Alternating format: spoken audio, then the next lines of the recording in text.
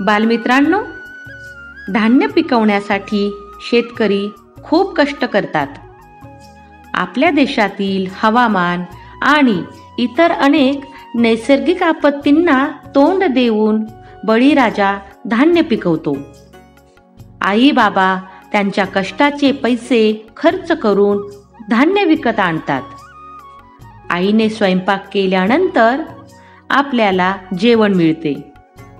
त्यानंतर मात्र जेवताना बऱ्याचदा अन्न वाया जाते. याचा तुम्ही बारकाईने विचार करायला हवा. अन्न वाया जाणार नाही यासाठी स्वतःला आत्तापासूनच शिस्त लावून घ्या. जेवढी भूक आहे तेवढंच अन्न ताटात वाढून घ्या. पोटभर जेवा, पण ताटात जास्त अन्न घेऊन ते वाया घालवू नका. आपल्या देशात आजही अनेक लोकांना 2 वेळच्या जेवणासाठी मोठा संघर्ष करावा लागतो.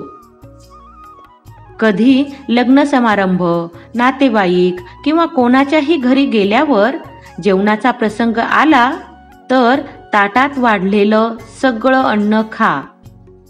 एखादा पदार्थ आवडला नाही तर परत घेऊ नका, पण पहिली वाढ संपवा. असं केल्याने सगळेजण तुमचं कौतुक करतील आणि अन्नाचीही बचत होईल. मित्रांनो, एखाद्या अनाथ आश्रमाला किंवा सामाजिक संस्थेला भेट द्या. शक्य झाल्यास आई बाबांना सांगून तिथे अन्नपदार्थ दान करा. तिथे तुम्हाला नक्कीच कळेल की अन्नाला पूर्ण ब्रह्म का म्हटलं जातं. अन्नाचे महत्त्व ओळखा, अन्नाचा आदर करा आणि अन्न वाया घालवू नका. जेवण सुरू करण्या अगोदर हात जोडून ही प्रार्थना नक्की म्हणा. वदनी कवळ घेता नाम घ्या मातृभूचे, सहज स्मरण होते आपल्या बांधवांचे.